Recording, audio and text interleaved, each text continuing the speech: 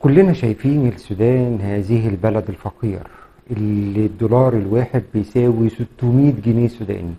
كلنا شايفين عيشة الشعب السوداني وقد ايه هم عايشين تحت خط الفقر.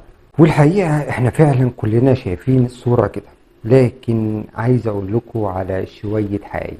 السودان يا اصدقائي عندهم ذهب وفضة الماس نحاس، عندهم بترول وعندهم يورانيوم، وبسبب اكتشافه حصلت أحداث دارفور لو تفتكروها.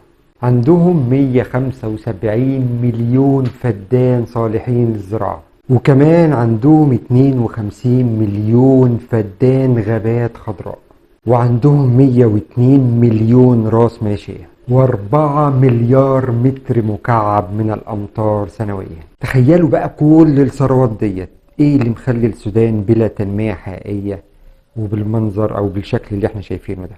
السودان وبالورقة والقلم كده لو احنا حسبنا الثروات اللي موجودة عندها، التولز اللي موجودة عندها يخليها واحدة من اعظم دول العالم. لكن علشان هي في الوضع اللي هي فيه دوت لازم يكون فيه اسباب، والسبب الرئيسي والكبير لما يكون عندك موارد وموجود في النقطة اللي انت فيها دلوقتي ديت ومش عارف تستغلها، تبقى المشكلة في ايه؟ في الإدارة.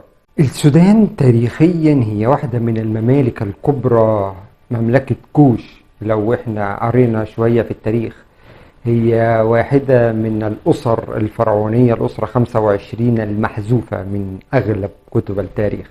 لكن علشان ما نخشش بس في تفاصيل ممكن تتوهنا عن الموضوع اللي احنا بنتكلم فيه، هنرجع للعصر الحديث واللي احنا فيه. مشكلة الإدارة هي الصراع دائما على السلطة.